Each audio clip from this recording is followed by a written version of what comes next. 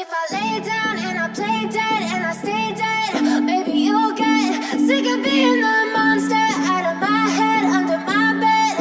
Think you're something out of my nose. Kembali lagi di So Jadi Pandit.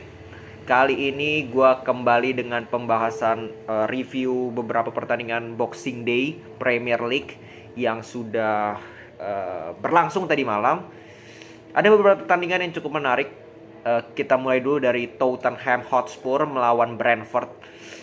Spurs main dengan mayoritas pemain utama mereka, cuman ada satu pemain yang menurut gue tidak utama, yaitu kipernya Forster, ya kan. Si Yoris tidak main diistirahatkan karena ya seperti gue bilang kemarin di preview bahwa dia baru saja bermain di final, sehingga recovery-nya itu diberikan waktu lebih lama lah ibaratnya dibandingkan pemain-pemain lain. Yang main itu adalah Fraser Forster, sorry. Ya, ini kiper 34 tahun ya. Gol pertama definitely kesalahan si Forster ini. Ya, itu kiper yang bukan harus top ya, bagus dikit aja, punya kualitas dikit aja itu bisa ditangkap itu bola. Ya kan, dia tangkap terus gagal, akhirnya bola itu ke si Vitaly Janelt. 1-0. Ketinggalan habis itu 2-0 lewat golnya Ivan Toney, lewat situasi corner juga. Habis itu baru Spurs, ya kan, ketinggalan 2-0, mereka lebih all out, lebih nothing tulus ya. Sebenarnya pergantian pemain pun mereka nggak lakukan banyak, hanya Davinson Sanchez di babak kedua itu di menit 67 berganti Tanganga, nggak terlalu berpengaruh. Sisanya pemain-pemain yang tetap bermain.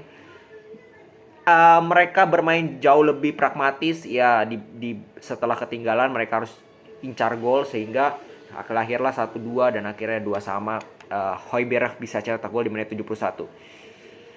Jadi Spurs kehilangan 2 poin. Sangat kehilangan 3 poin kehilangan 2 poin. Mereka sekarang di peringkat 4 dengan 30 poin, dengan keunggulan 2 pertandingan. Ya, dari MU, dari City ketinggalan 2 poin. Jadi, dan bahkan dari Liverpool pun mereka ketinggalan lebih, sehingga posisi mereka belum sangat aman Spurs untuk Champions League. Jadi ya, ini hasil yang cukup buruk menurut gue untuk Spurs.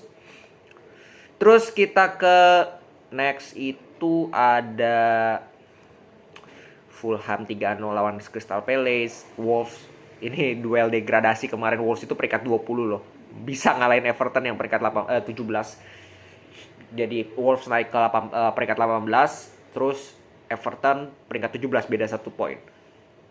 Terus Newcastle kembali melanjutkan tren positifnya sebelum Piala Dunia. Seperti gue bilang, mereka tetap bisa meraih kemenangan bahkan di kandang Leicester. Ya, mereka menang dengan skor telak 3-0, 3-3-nya diciptakan di babak pertama. Ya, inilah keunggulan dari Newcastle ya. Lini depan mereka itu masih sangat on fire. Chris Wood, Joelinton bahkan bisa cetak gol. Almiron juga sedang on fire.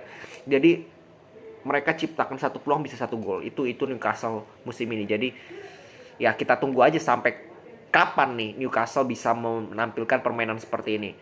Bisa jadi aja dia bisa menjadi kejutan di 4 besar, bisa aja Newcastle. Terus Brighton 3-1 Southampton. Nah, ini yang seru nih. Aston Villa Liverpool 3-1. Liverpool bisa menang di kandang Aston Villa, kemenangan yang penting untuk start reset istilahnya Piala Dunia. Sebelum Piala Dunia kan mereka ups and down, gak konsisten sama sekali. Dan kemenangan pertama ini bisa membuat para pemain bangkit secara moral menurut gue.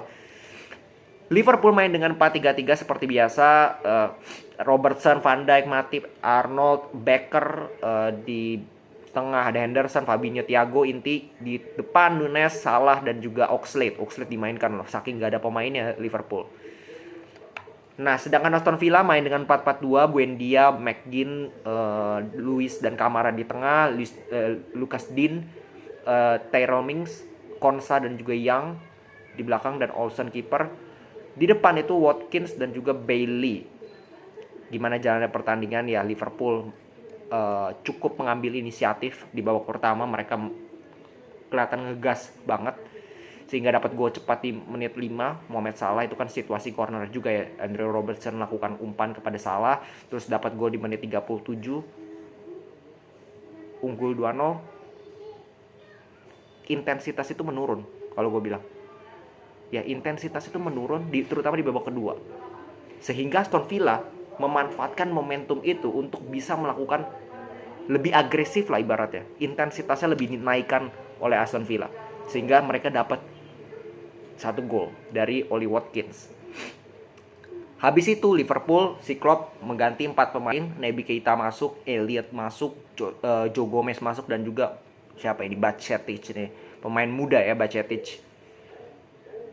Habis itu lebih mulai sedikit Liverpool mungkin mendapatkan angin segar ya kan, stamina baru, mainnya juga lebih terkontrol, dan akhirnya mereka mendapatkan gol ketiga yang kill the game, yang bisa gue katakan menurunkan moral dari Aston Villa, dari Stefan Bajcetic, pemain yang tadi baru dimasukkan 2 menit dia langsung cetak gol.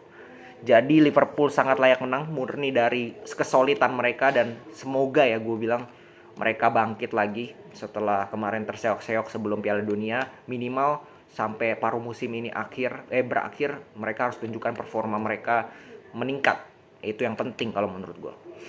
Ya, dan it's a good start untuk Jurgen Klopp ya, dan juga Liverpool setelah Piala Dunia mereka bisa meraih kemenangan yang cukup meyakinkan melawan peringkat 12 Aston Villa di kandang Aston Villa, dan mereka terus menempel di peringkat 6 sementara. Jadi masih panjang perjalanan Liverpool, dan feeling gue mungkin mereka bisa bangkit ya, terutama mereka mendatangkan seorang Cody Gakpo ya. Kalau lu lihat Nunes tadi malam, gua habis kata-kata terhadap Nunes. Peluang demi peluang, dan bukan hanya di pertandingan ini. Kita ingat di pertandingan lawan City di mana dia buang-buang peluang juga. Sama, 2 pertandingan beruntun seorang Nunes buang-buang peluang, dan ini bukan peluang yang setengah peluang ya. Ini benar-benar peluang matang yang seorang striker harusnya bisa cetak gol, tapi Nunes tidak bisa cetak gol.